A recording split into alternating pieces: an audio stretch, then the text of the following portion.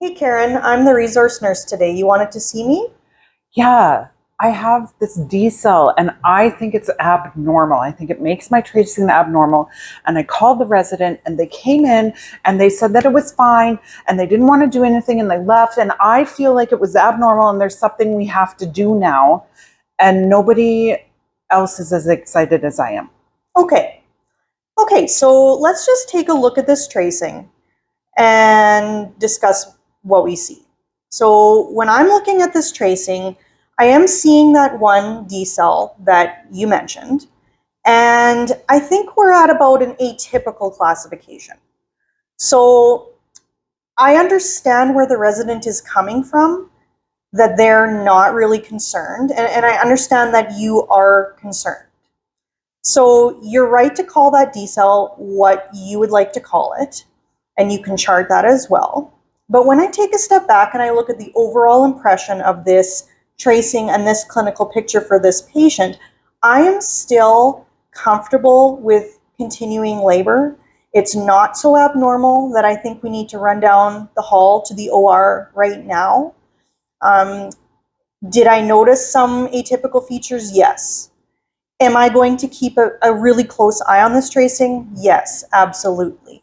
But I think at this time, we're okay to continue laboring because really what the obstetrician and what the charge nurse are thinking of when they're looking at tracings is, okay, well, it's only going to either come out the vagina or she needs to go for a C-section. So are we going for a C-section right now, or are we okay to still have this patient labor? And when I look at this clinical picture and this tracing, I think we're still okay to continue labor. Does that make sense? Well, I mean, I guess so. Like it looks normal now, but this one was really bad. And so I think that we are going to see D cells on a tracing, especially on a laboring tracing.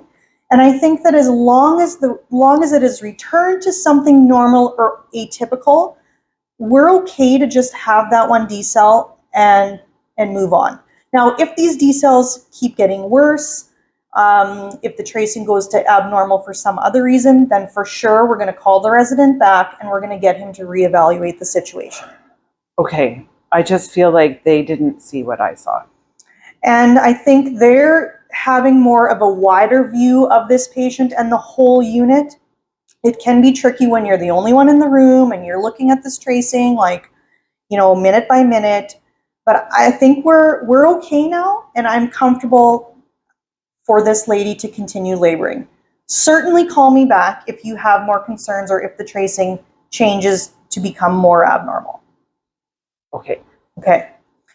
And so as far as your documentation goes, if the resident wants to chart something different from what your interpretation of the tracing is, that's okay. Because in reality, you are an independent practitioner. You are governed by a different set of guidelines, a different regulatory body. You have your own licensure. And so we can classify and chart differently from the physician. Okay. In fact, if we were to go to a court of law with this case, if the lawyer saw that you changed your charting to agree with the doctor, that doesn't look very convincing of your competence on your part. The lawyer's going to ask you, why did you change your classification? And your answer is because the doctor told me to. That's not going to hold up very well for you in a court of law. There's room for discussion. What are you seeing that I'm not seeing? Can we come to an agreement? Can we see each other's rationale? There's certainly room for that. But in the end, you do not have to agree. But on the classification and the interpretation of the tracing, what you do have to agree upon is a plan. It doesn't have to be a very elaborate plan. That plan could be, we're going to reassess this situation in another 30 minutes.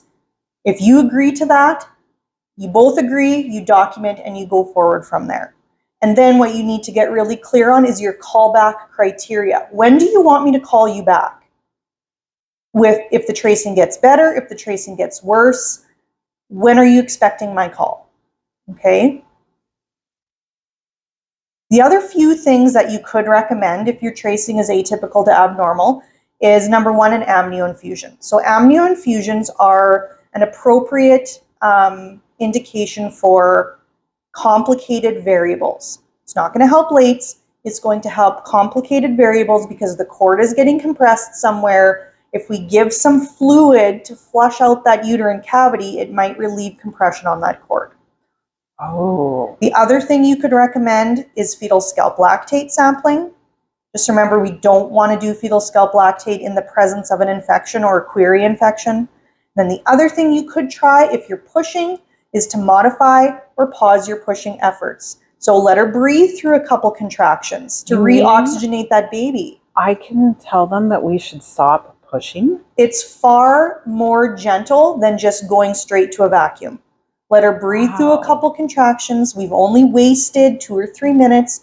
We'll give that baby a chance to re-oxygenate himself, and he will then tolerate that pushing. Other thing you could do is wedge her or flip her on her side to relieve that compression on the inferior vena cava. So a far more gentler approach than just simply jumping to vacuum, forceps, or C-section.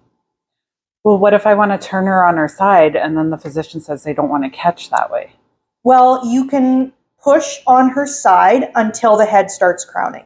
Once that head starts crowning, we know that we're going to have a delivery, but she can push on her side until we get to the point of crowning. Then when she starts crowning, you can flip her back onto your back so the doctor can protect the perineum.